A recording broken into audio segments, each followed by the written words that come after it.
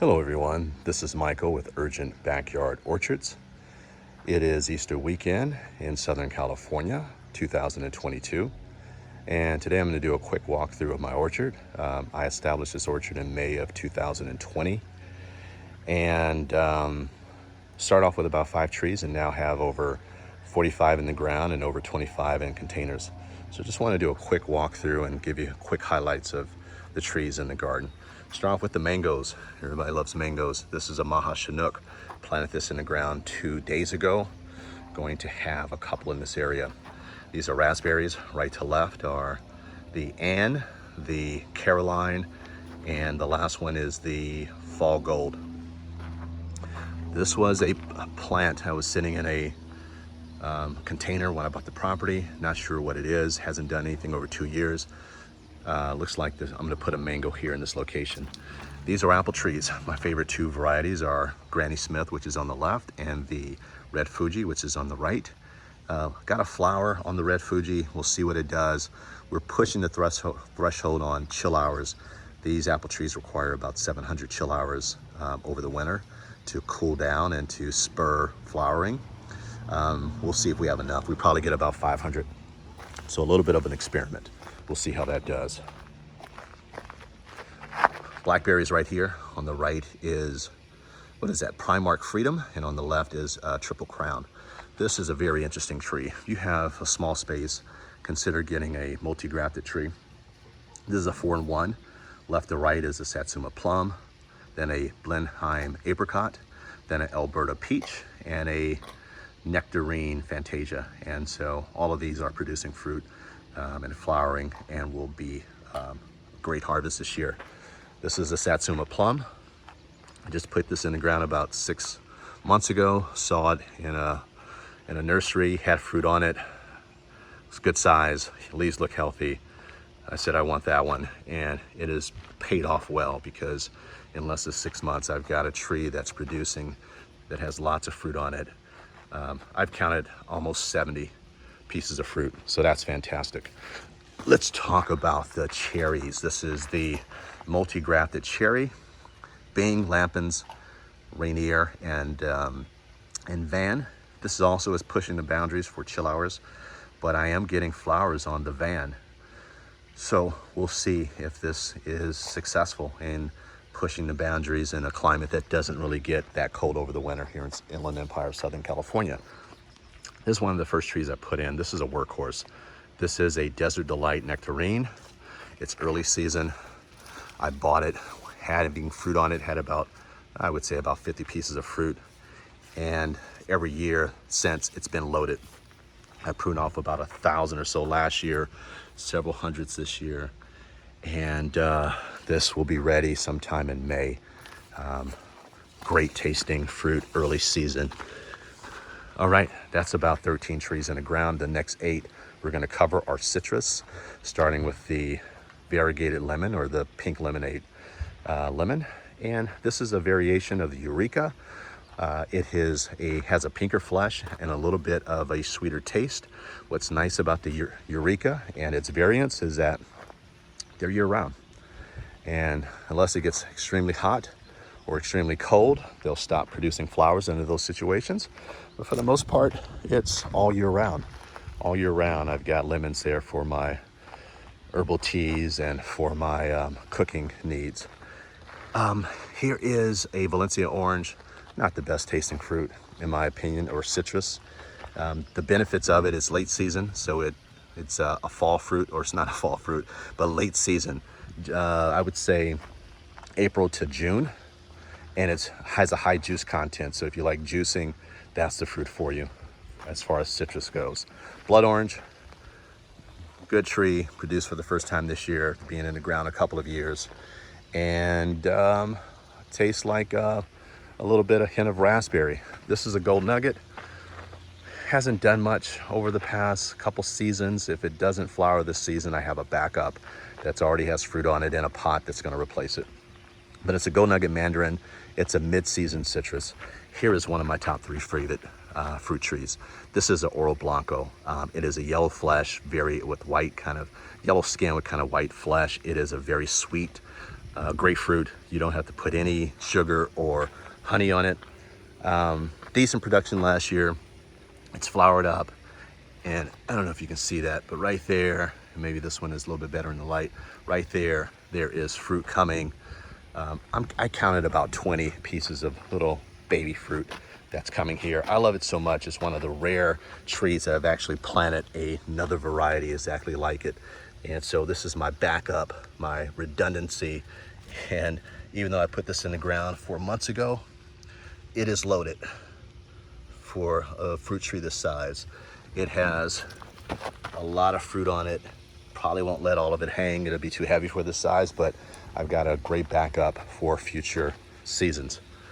This is another workhorse, another fruit tree that's one of the originals. It's a Tangelo, and every year it gives me about 60 pieces of fruit on a tree this size. By the way, all of these citrus trees are semi-dwarf, meaning that they're not full-grown citrus trees, so I can get a lot into a small area.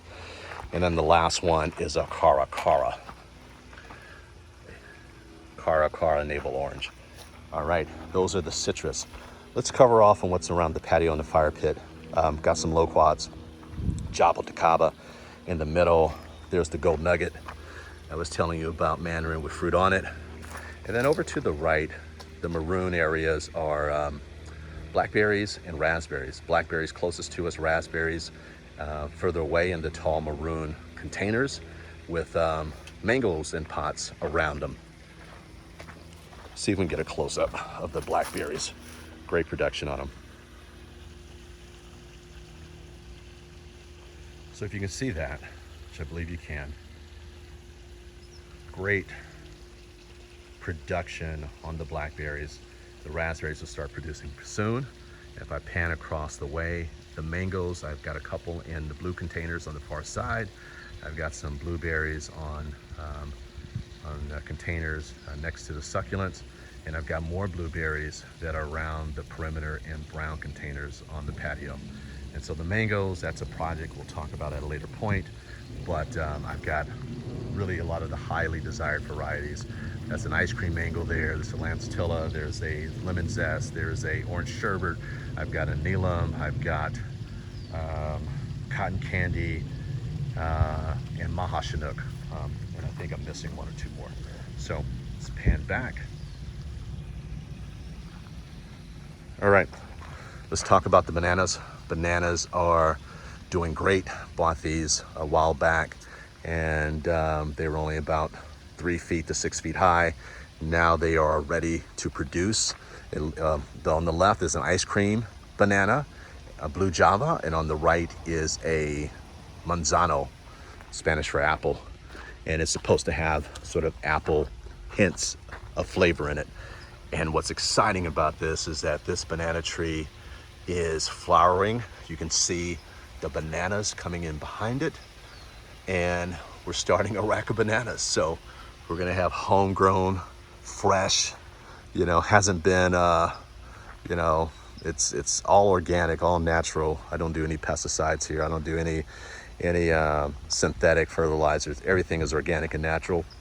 So that's one of the reasons why I started this orchard, is to have quality, great tasting, homegrown fruit. Here is grapes. This is about the only thing that was in the ground when I acquired the property. And these are Concord grapes. So they're here in this trellis area. Let's talk about my favorite fruit, which are pomegranates. I've got 4 in the ground here, 3 that have produced for me and going on another season. This is loaded. This is a Granada. Let's pan over. I'll show you another one. It's my favorite, the Parfianca of the pomegranates. Has sort of a wine, sort of pomegranate taste to it. And one more over here is the wonderful. And if you notice, I kind of keep all of my trees grouped together. That is to aid cross-pollination. You want to have similar varieties close together so that you get better set of fruit. And this last one, I just put it in. It's an angel red. It is a sweet variety that has edible seeds. So that's going to be interesting. Let's talk about loquats.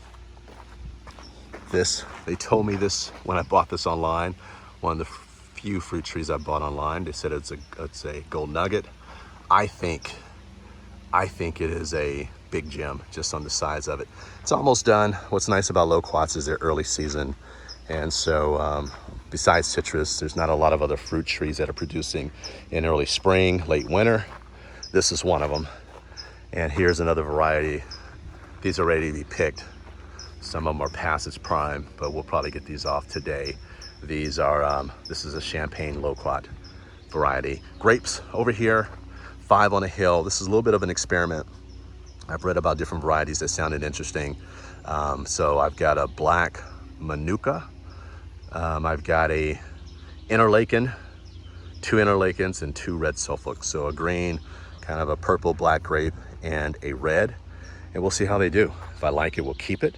If I don't like them, I'll replace them with something else. So that's what the nice thing is you try to make a plan, but if the plan doesn't work out, you change it. All right, let me zoom in on the guavas. Okay, that's a guava over there. It's a Ruby Supreme.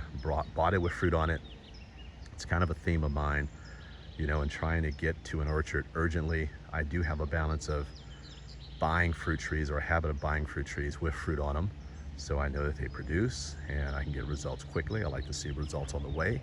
And some other things I can be a lot more patient on. The mangoes I'm gonna have to be patient on. Passion fruit, great fruit tree. It's a vine rather, and it's a great privacy hedge. Holds up to the heat extremely well. This is one of the hottest areas on the property. Gets sun all day. Long season, so it has flowers on it. I got fruit all the way until January. So you go for about 6 months of fruit on a passion fruit, particularly in this climate. There's a couple of moringas in there. We'll do a topic on moringas at a later point. Can't really see it, it's blocked by the birds of paradise. But there's 2 in a hole, and they're struggling, but they're actually showing signs of life, so they'll be all right, especially with the winter warming up. Let me pan back out. And then let's go over the last section. This is gonna be a little bit of mango row. The first one I put in a week ago in this section is an orange sherbet mango. See it right there. Looks like it's doing well. And we'll put in about 3 or 4 more in this area. Barbados cherry. It's not a sweet cherry. It's a fall season cherry. A little bit tartar, between like a cherry, sweet cherry, and a pomegranate in taste. That's gone in there, and I like to make sure I have successive ripening, meaning fruit all season long. Every month of the year I've got fruit. These are avocados. It's an A and a B variety, and the quick lesson is A and B flowers pollinate kind of each other, and they help get a bigger set of fruit. They're not required, but it just helps your fruit set. And why I picked these 2 varieties, a lamb right here and a fuerte right over there, is that they flower at the same time. However, their fruits ripen differently, and you get about 11 months of avocados. So I have virtually 11 months of, we'll have virtually 11 months of avocados between these 2 fruit trees. So good economy of space, and particularly if you're limited. All right, last tree on the list is the mulberry. This is the Pakistani variety. And this is another spring fruit around April. And so this got in the ground about 3 months ago, and it will be ready for next year. And that concludes the tour. And so